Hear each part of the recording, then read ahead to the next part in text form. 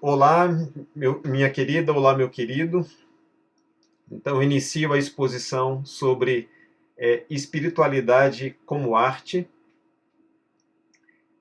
Essa é uma exposição que é, de certa forma, uma experiência para mim. Eu nunca trabalhei com esse assunto com mais profundidade, diferentemente dos temas dentro do campo da ciência da religião, da sociologia da religião.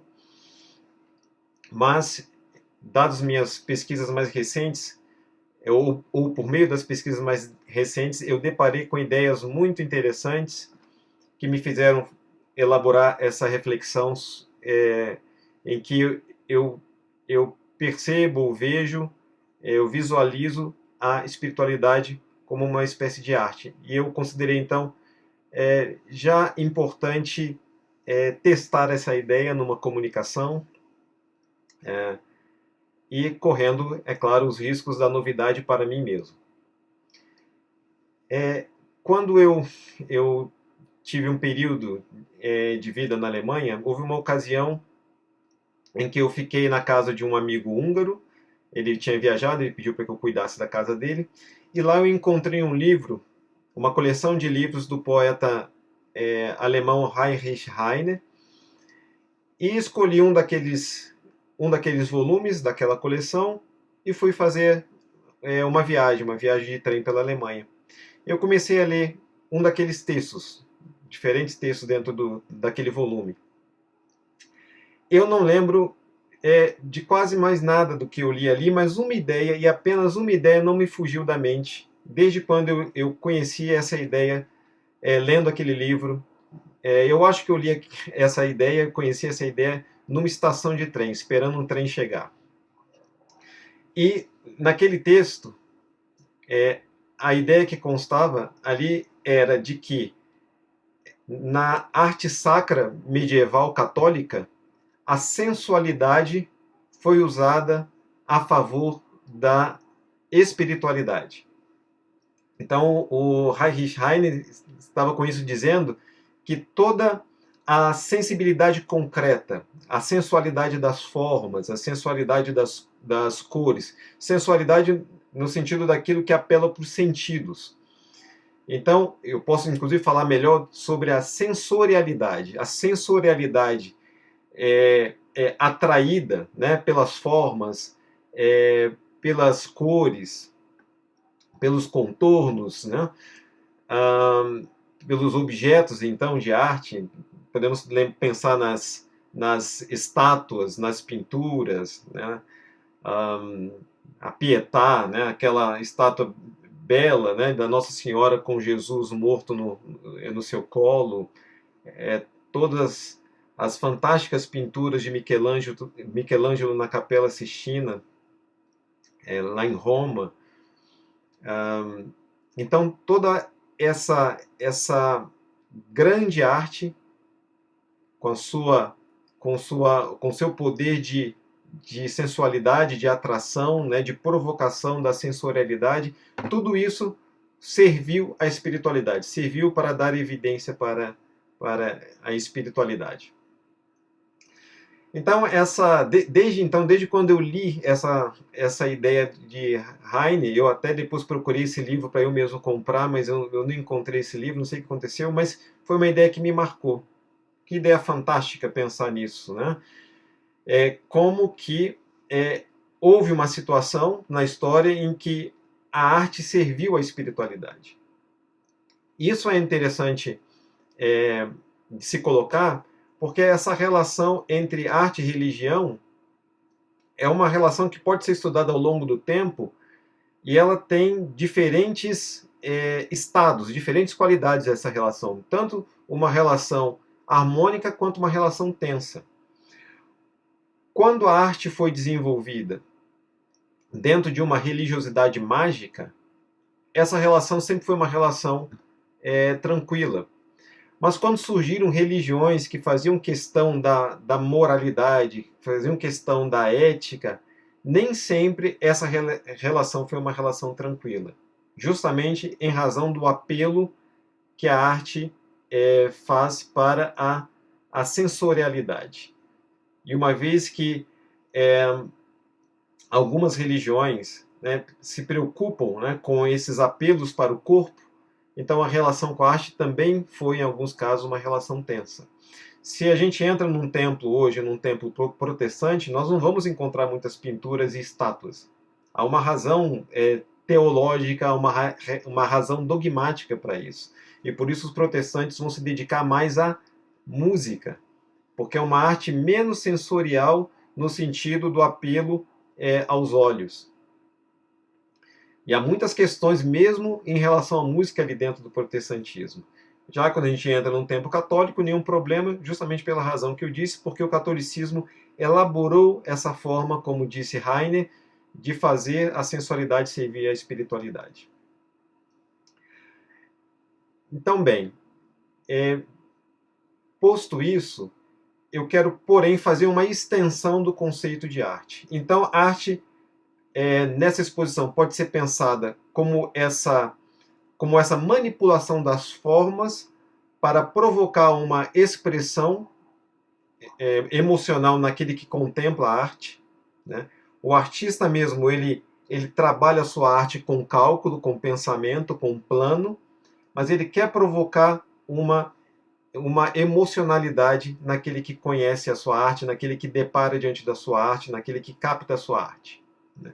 Então nós podemos pensar na arte dessa forma, dessa maneira, né, como a manipulação de formas, sendo essas formas o som, sendo essas formas as cores, sendo essa forma os contornos, sendo essa forma a linguagem, inclusive. Então, arte dessa maneira, vista dessa maneira. E também interessa conceber ou registrar o conceito de arte como técnica. E é importante essa compreensão de arte como técnica, porque é isso que a palavra significa originalmente, a palavra vinda do grego, terne, que significa técnica, e que é por meio do latim que a palavra se torna algo parecido com o que nós chamamos de arte, né? Então, arte originalmente é técnica. E eu quero, então, justamente nessa exposição, mostrar como que a espiritualidade pode ser vista tanto como uma técnica quanto como estética. Portanto, a palavra arte nessa exposição significa tanto técnica quanto estética. E isso está totalmente coerente com o assunto em si. Então, quando nós pensamos na arte estética, toda essa arte estética ela é produzida por meio de técnica. O artista ele lança a mão de técnicas necessariamente para elaborar a sua arte.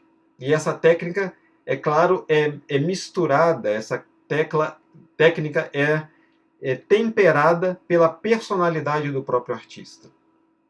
Então, a relação entre arte como estética e arte como técnica é uma relação íntima. Eu quero dizer, então, mostrar que isso acontece na espiritualidade, no caso da espiritualidade. Hoje, diferentemente de outras exposições, nessa exposição, diferentemente de outras, eu quero recorrer a algumas citações. E eu preciso dessas duas citações justamente para sustentar ou fundamentar essa colocação de arte como técnica e arte como estética. Então, a primeira citação que eu vou apresentar é uma citação da estudiosa de religiões inglesa Karen Armstrong.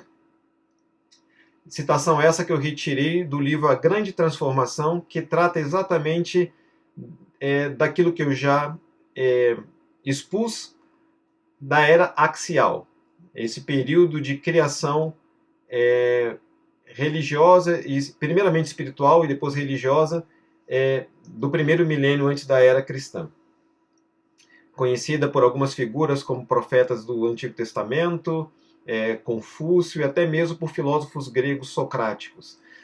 A Karen Armstrong diz: o que criaram, o que esses sábios axiais, ela chama assim, o que esses sábios axiais criaram foi uma tecnologia espiritual. Então, já percebam Já perceba que eu já estou no ponto, né? Tecnologia espiritual. O que criaram foi uma tecnologia espiritual que utilizava energias humanas para neutralizar essa agressividade.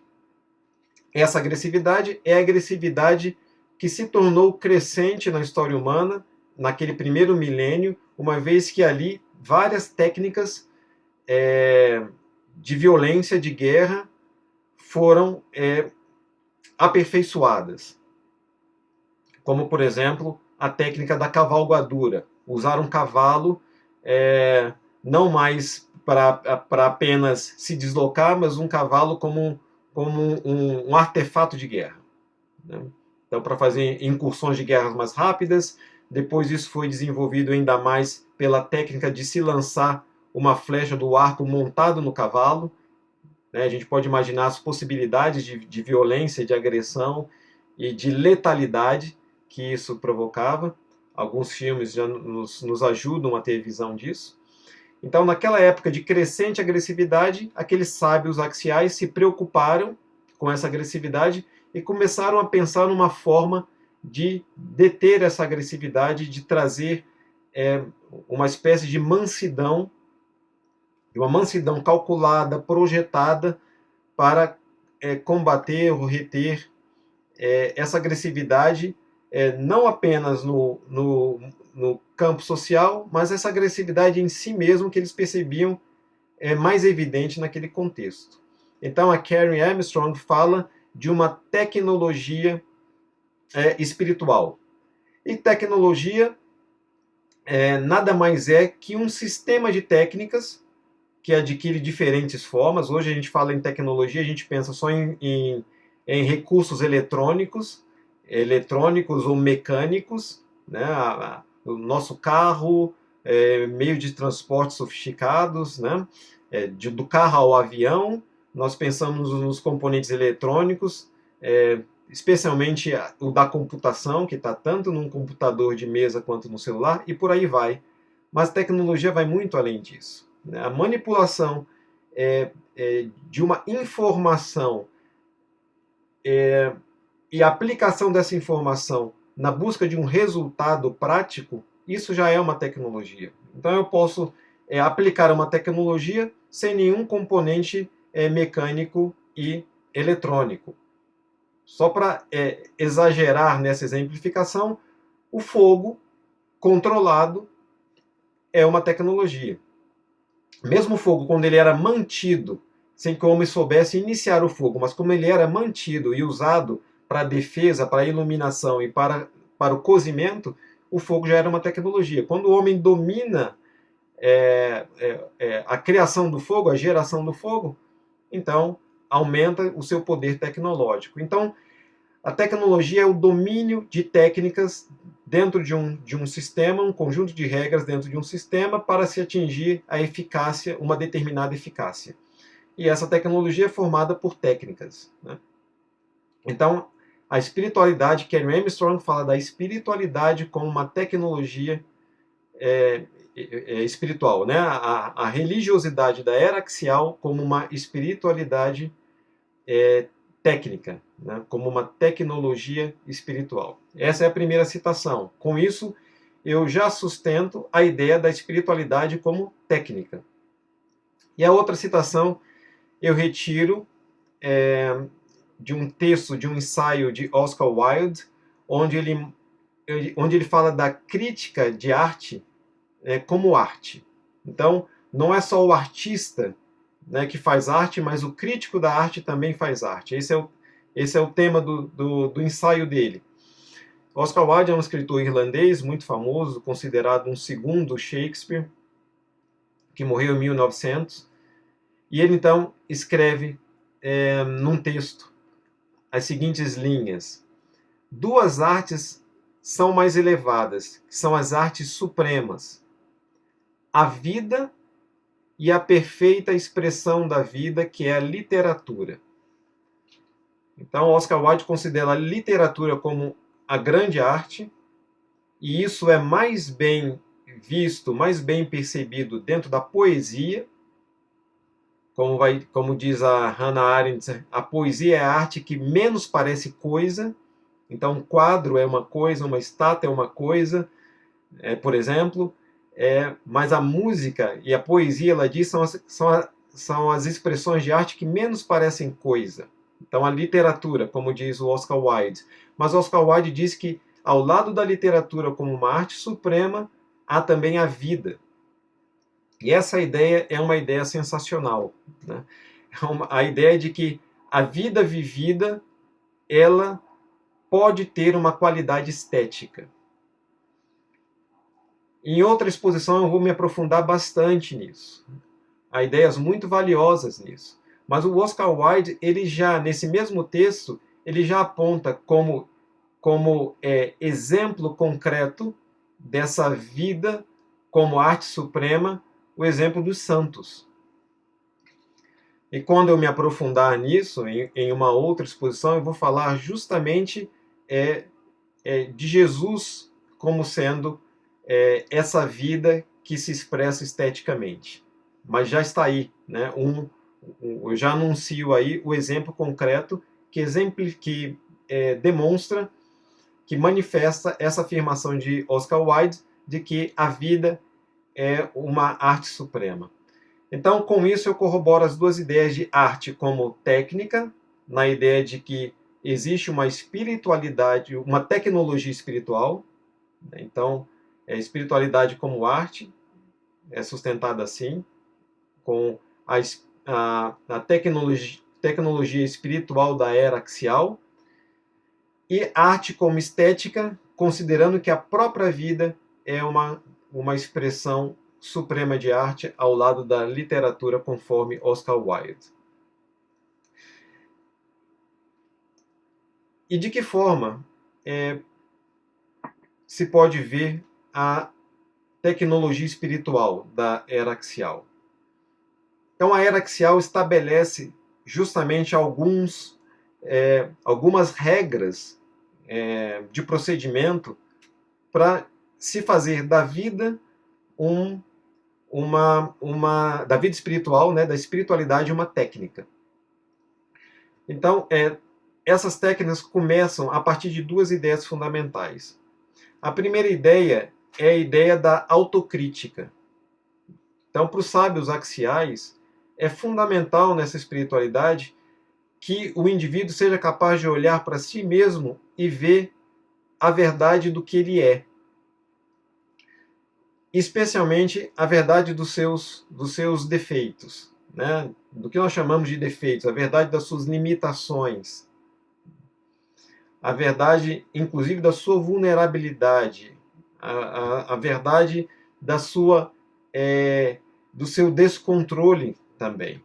Então, a autocrítica é uma base essencial para a espiritualidade axial. E uma outra base é a prática. Essa espiritualidade está preocupada com a prática no sentido de preocupação com as questões da existência. Esse é o teor importante nessa espiritualidade axial, porque essa preocupação com a existência, essa preocupação prática com a existência, significa uma preocupação com a vida, uma preocupação com o outro. Lembro que os sábios axiais estão partindo de um contexto de crescente ou de evidente violência e agressividade. E é isso que move e que os motiva a pensar um projeto espiritual. Então, essas duas são as bases, a autocrítica e a prática como preocupação com a vida. Sobre essas duas bases, há 4 técnicas específicas que os sábios axiais vão estimular. Em primeiro lugar, a técnica do pensar.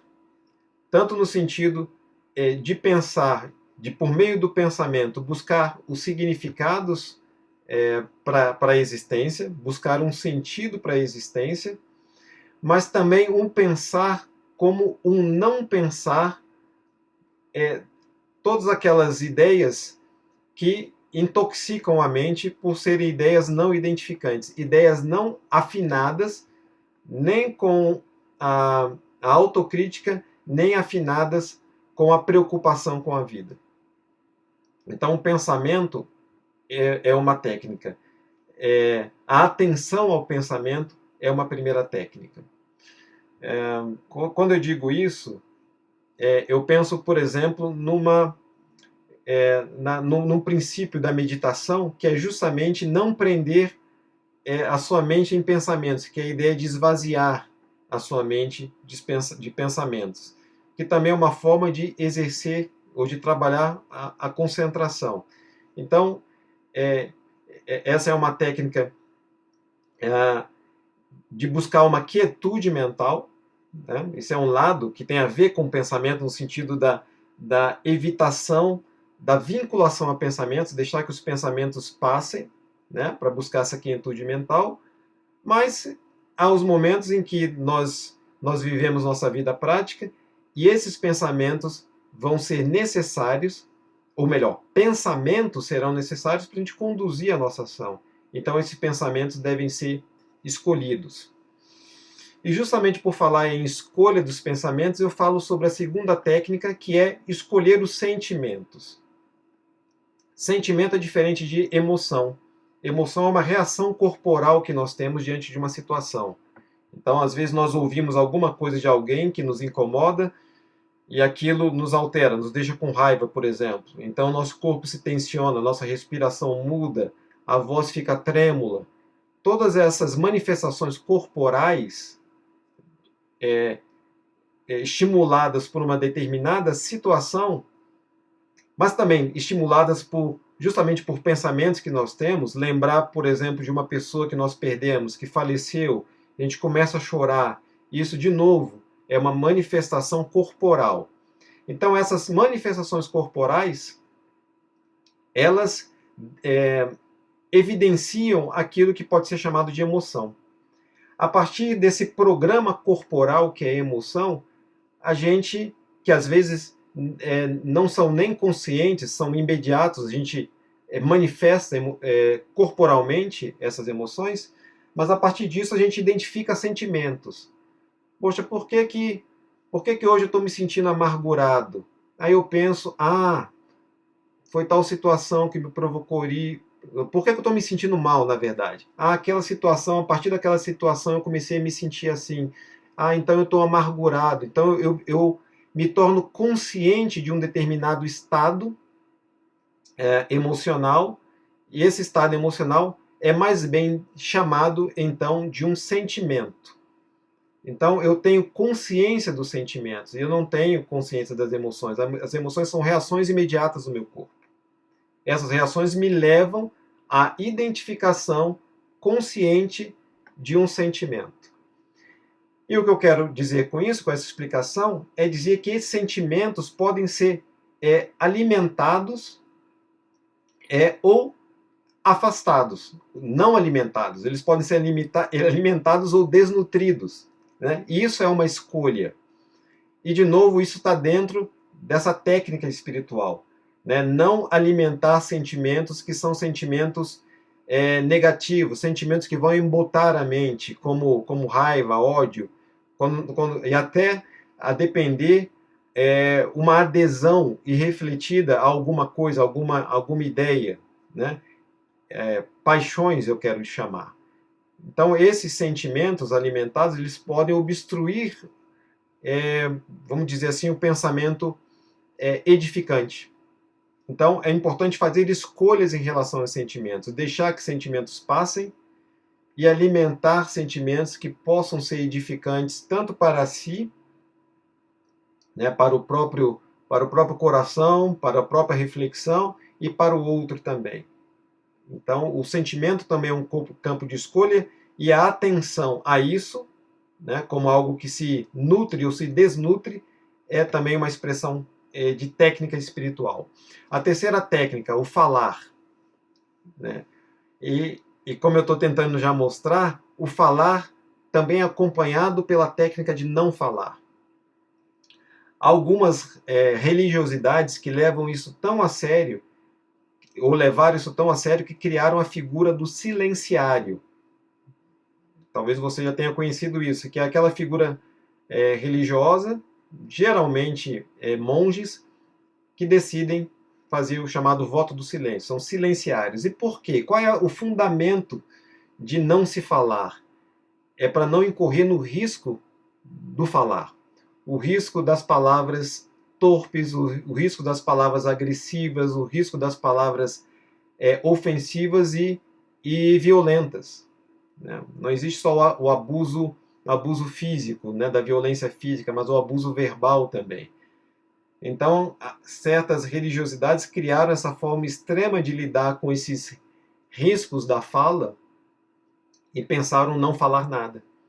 Mas, de outro lado, está justamente a proposta, né, de se fazer escolhas pelo falar. Jesus disse que o que contamina o homem não é o que entra pela boca, mas o que sai da boca. Né? Então, essa passagem bíblica mostra bem o que é essa técnica, o que é o falar como técnica também.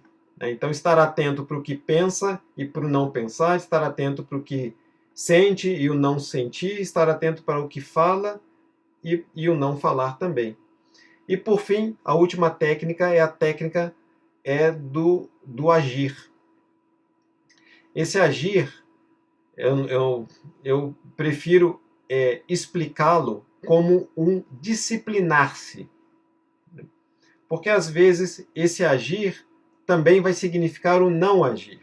Então, existe a ação, e essa ação é a ação que vai promover aquela preocupação com a vida, né, por meio da compaixão, por exemplo, por meio da prática daquilo que é bom, daquilo que é reconhecido como bom.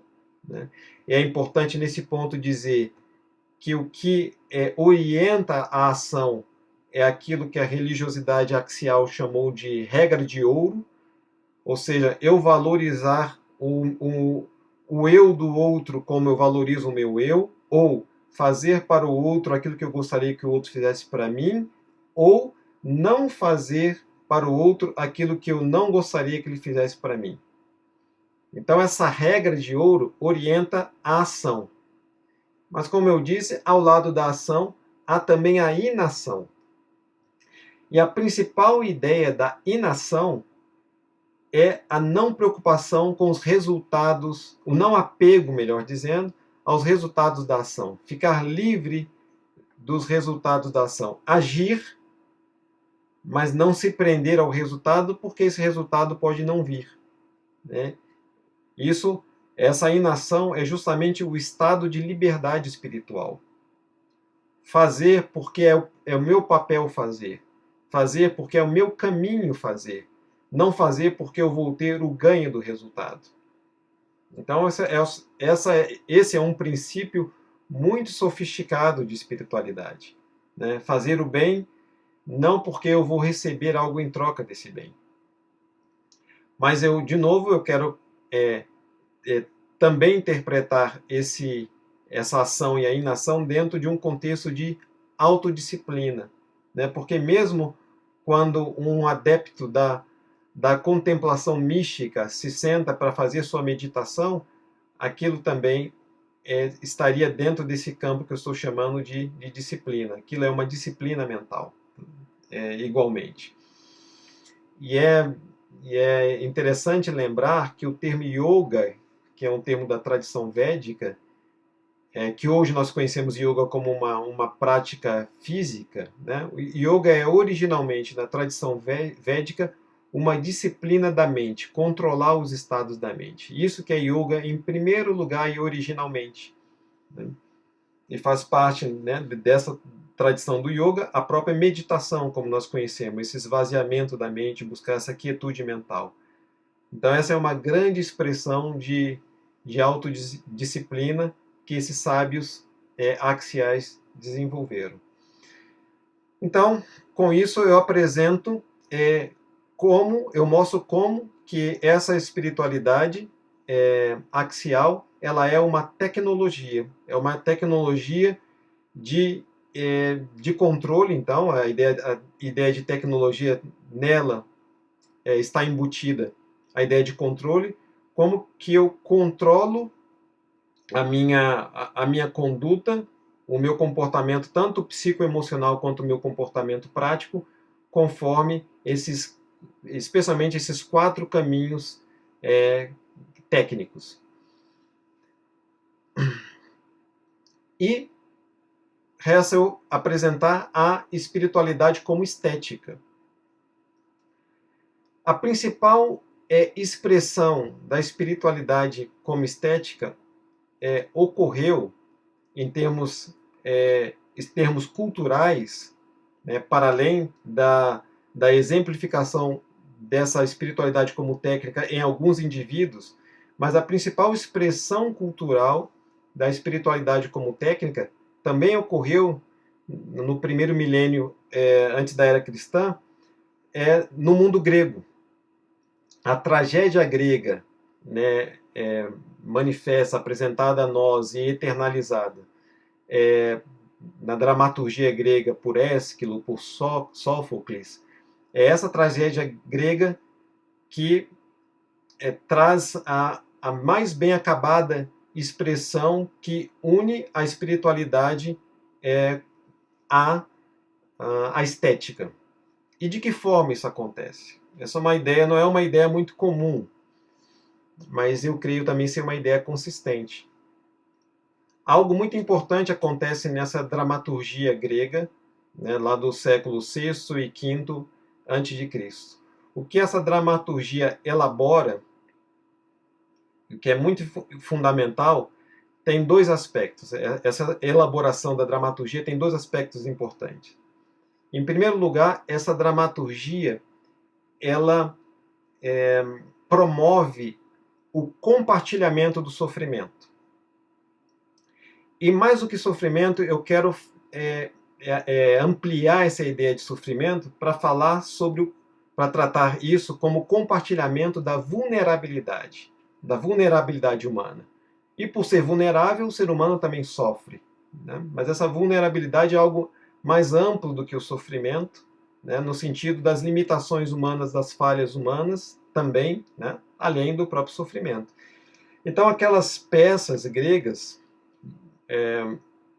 tinham como uma importante propriedade evidenciar certas emoções que eram emoções angustiantes,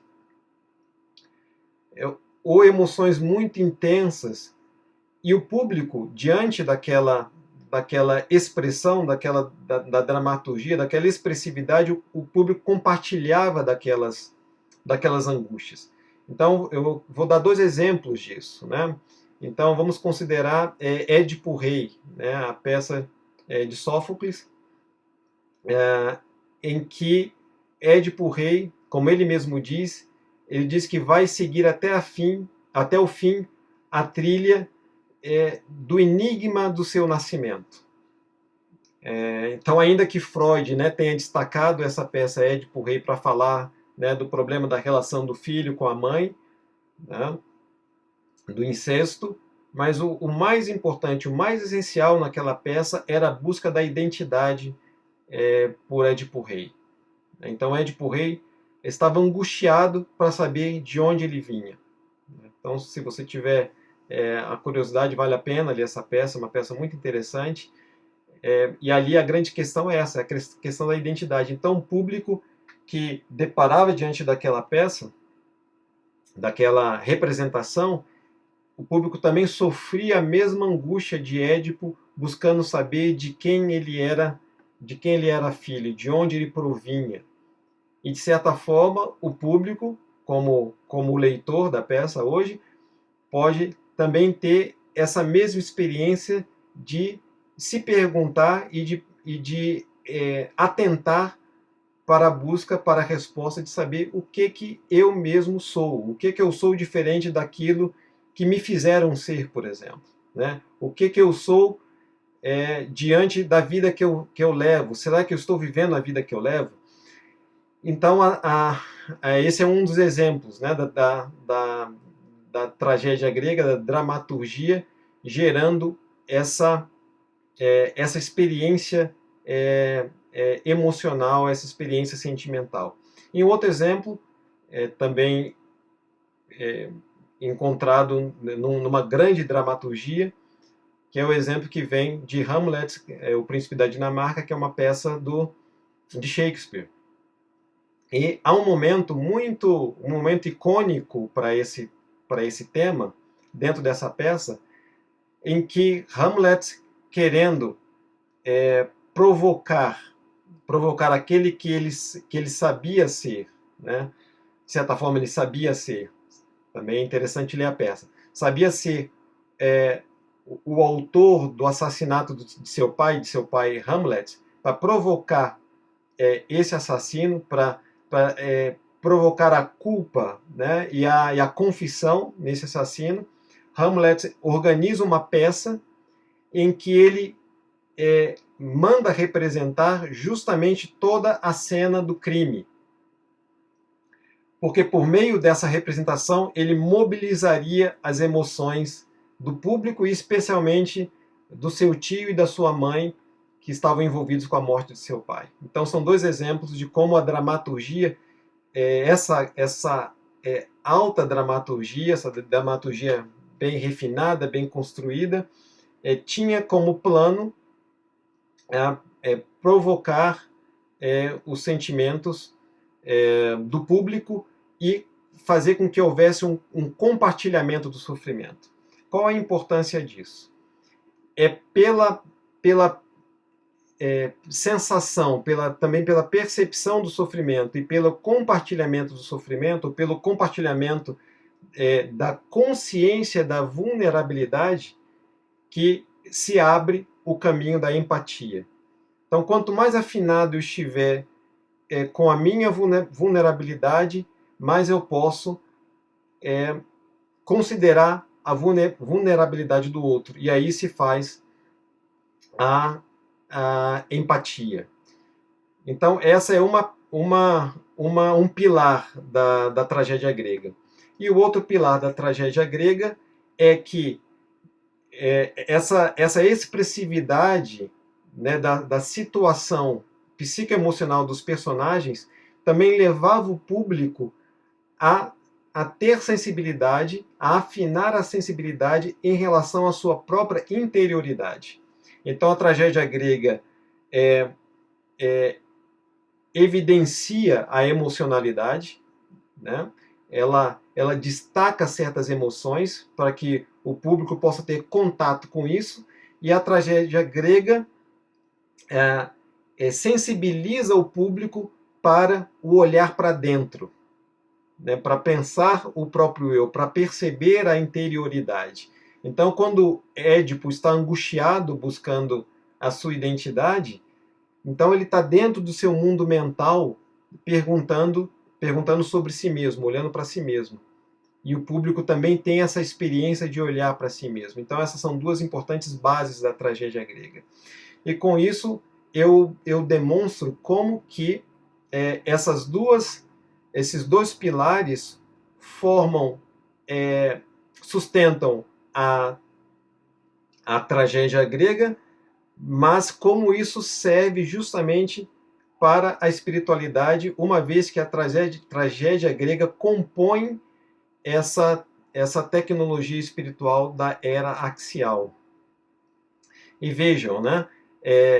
Essa emocionalidade, essa sensibilidade à vulnerabilidade, corresponde à preocupação prática, que eu mencionei, a preocupação com a vida, que eu mencionei anteriormente, no caso do tratamento da técnica na espiritualidade axial, e a interioridade, o olhar para dentro, se relaciona à autocrítica.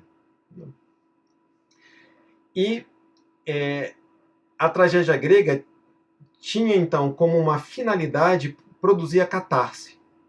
E o que era a catarse? Nós já ouvimos essa expressão, uma expressão familiar para nós, mas a catarse significa, ali no termo grego, significa a purificação, também entendido como sendo a espiritualização.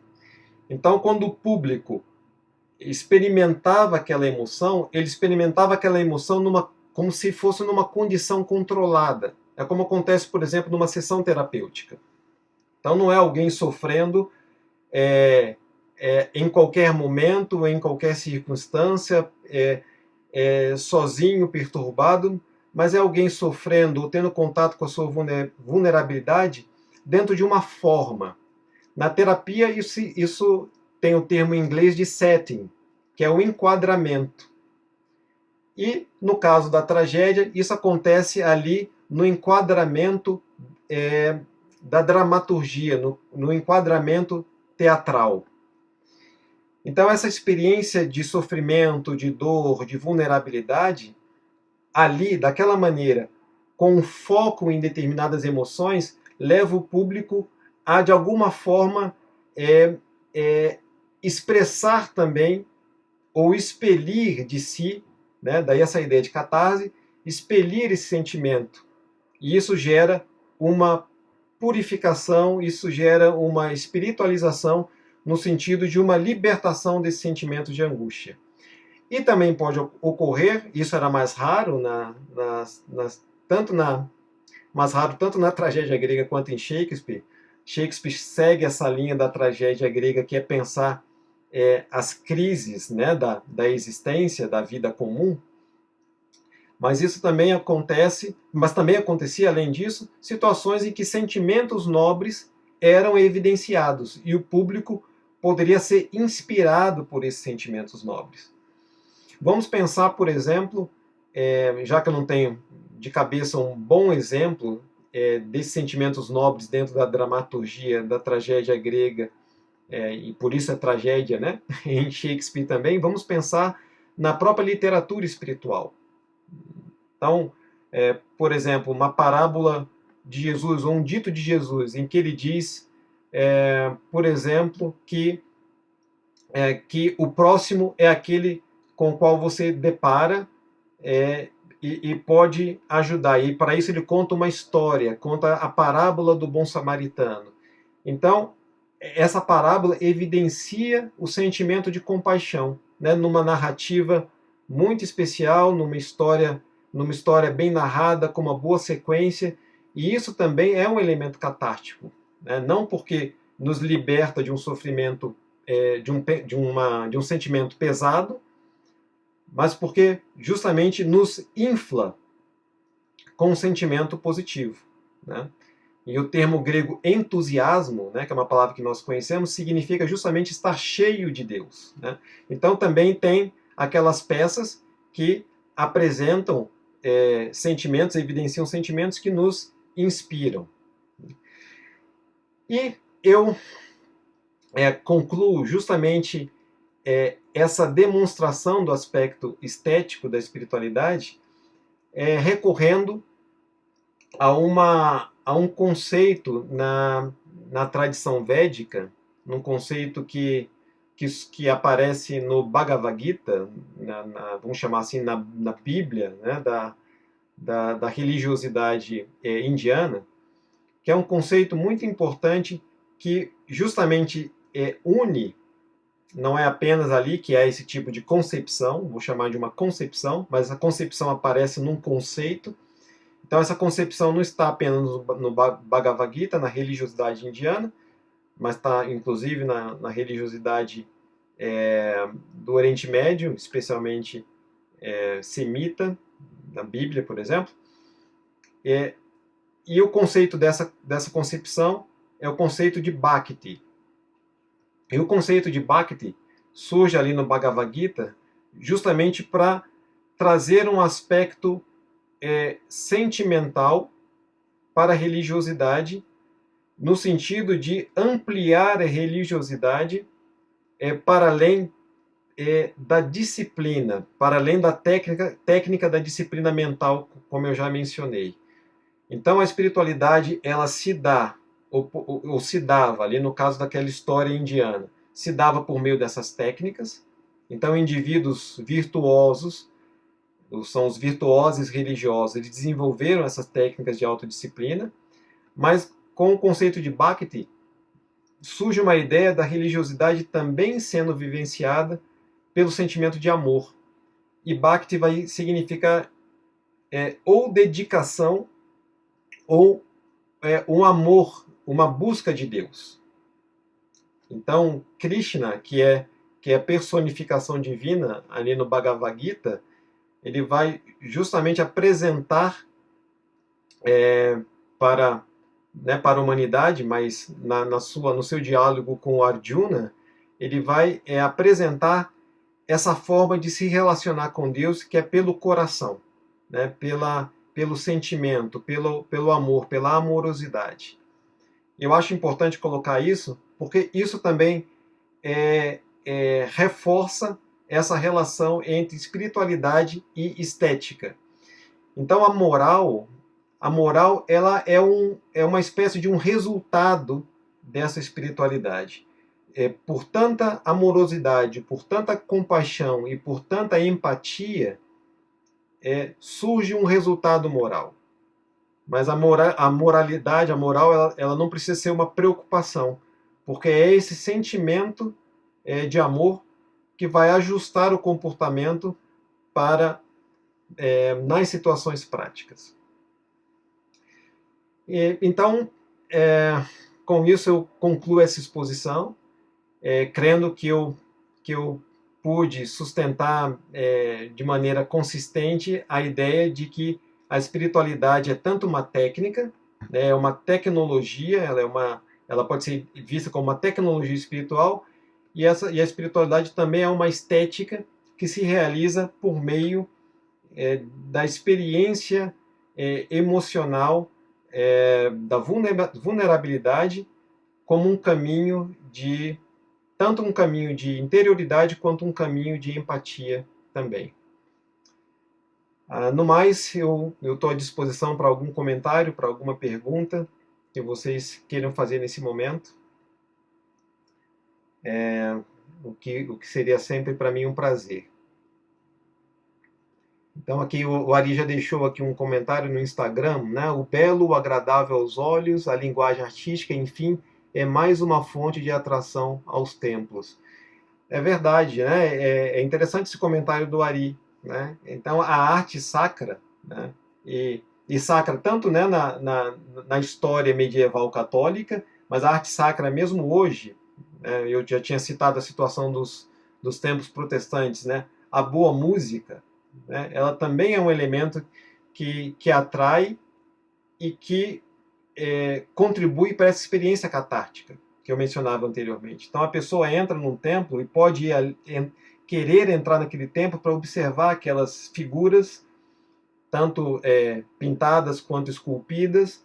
Ela pode entrar naquele templo para ouvir o som daquele órgão, ou para ouvir aqueles louvores, como chamam os cristãos as suas músicas. E isso atrai porque também por meio disso pode haver essa experiência catártica de purificação, de espiritualização.